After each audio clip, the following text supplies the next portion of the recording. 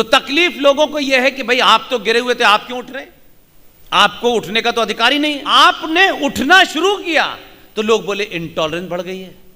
यानी हम पिटते रहें, जलील होते रहें, हमारी आस्थाओं परंपराओं को चौराहे चौराहे तार तार किया जाए और हम उसका विरोध करें तो हम इंटॉलरेंट हो गए हैं। अगर यही परिभाषा है तो 90 करोड़ सनातनियों को इंटॉलरेंट हो जाना चाहिए। और हम इंटेलेक्चुअली थोड़ा बैंकरप्ट हैं, हम दिवालिये हैं इंटेलेक्चुअली। क्योंकि करेक्ट बात का मतलब यह नहीं होता है कि वो आपको अच्छी लगे। बात सही होनी चाहिए, किसको अच्छी लगेगी किसको बुरी लगेगी इसकी चिंता नहीं करनी चाहिए। इसलिए यह सब हमने गढ़ा है और आज हम उसी पाप का नुकसान बर्दाश्त कर रहे हैं और अभी भी नहीं समझना चाहते। अभी भी हैं हमारे यहां, अभी भी बहुत सारे हैं। इसलिए सच को जब सच नहीं कहेंगे तो आपका हशर वही होगा जो पूरी दुनिया में हो रहा है। आपने कभी सच बोला, समाज ने, पूरा समाज, दुनिया में पहला समाज है यह भारत का सनातनी समाज, जिसने अपनी पूरी शक्ति, अपना पूरा आत्मबल, सब कुछ सत्ता को सौंप दिया है। हम ये समझ ही नहीं पा रहे कि सत्ता, देश और राष्ट्र में जमीन आसमान का फर्क है।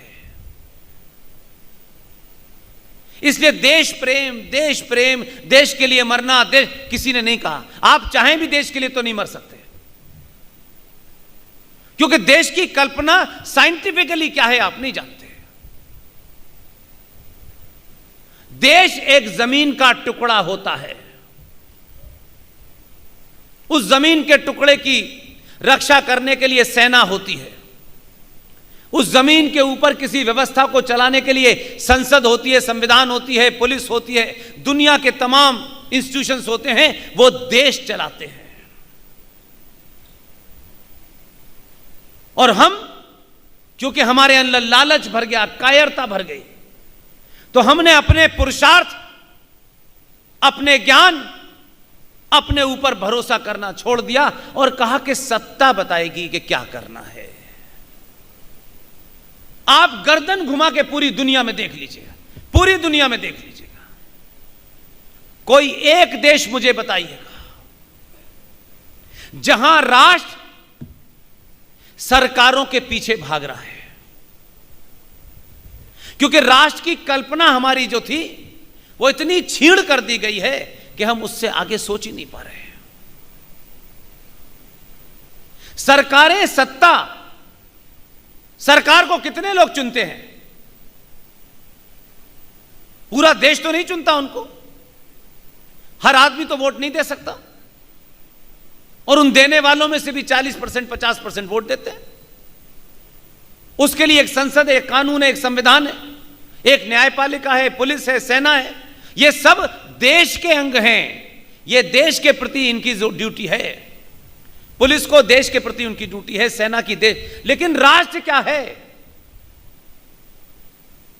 राष्ट्र मेरी आस्थाओं से, मेरी परंपराओं से, मेरे सरोकारों से, और जो भी इस समाज के हजारों हजारों साल की परंपरा है उससे चलता है, और राष्ट्र को समाज चलाता है।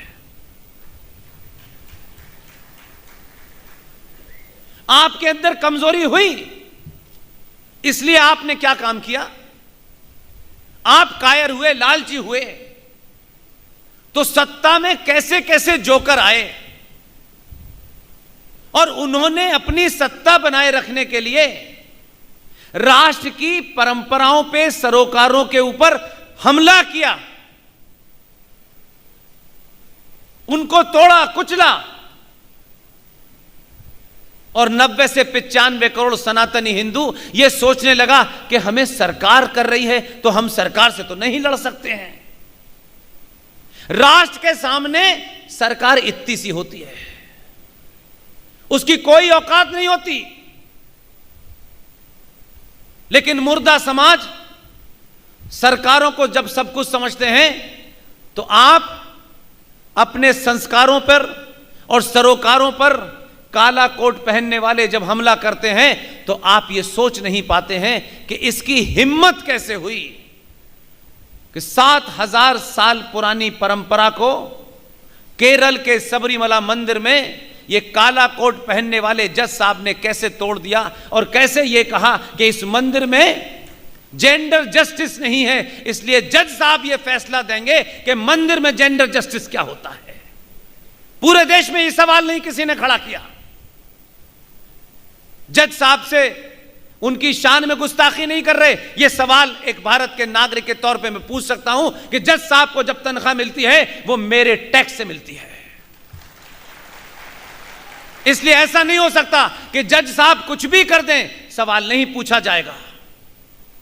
उनको गाली नहीं दी जा रही, उनका अपमान नहीं किया जा रहा, लेकिन पूछना चाहता हूं कि जज साहब आपने लॉ की डिग्री ली, आप टॉपर होंगे, बहुत अच्छे लॉ आपने पढ़ा होगा, लेकिन लॉ पढ़ने से सबरीमला के अंदर महीने के कुछ दिनों में महिलाओं का जाना मना है। यह जेंडर जस्टिस का मुद्दा नहीं है, इसलिए वो सबरीमला से चलते हैं और फिर महाकाल पे कितना पानी चढ़ना चाहिए यह भी इस देश की कोर्ट तय करती है।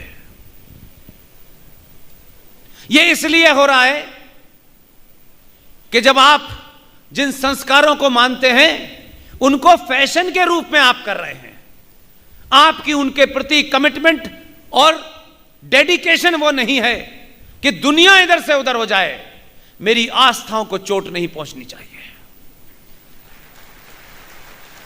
हमें क्या फर्क पड़ता है, यहां तुम ऐसा कर लो, वहां तुम ऐसा कर लो, हम इधर मुंह करके पूजा कर लेंगे, तुम उधर मुंह करके नमाज पढ़ो, नहीं।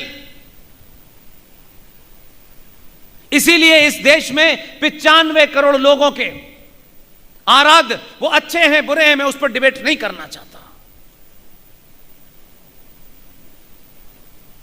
सनातन परंपरा के जो हमारे शंकराचार्य हैं, उनमें आपस में क्या बात होती है वो मेरा विषय नहीं है। मैं एक आम आदमी हूं, एक छोटा सा सनातनी हूं।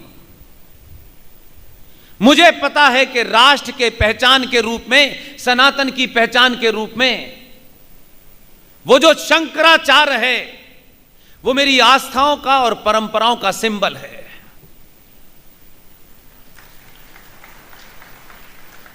इस देश में किसी को यह ताकत नहीं देनी चाहिए थी।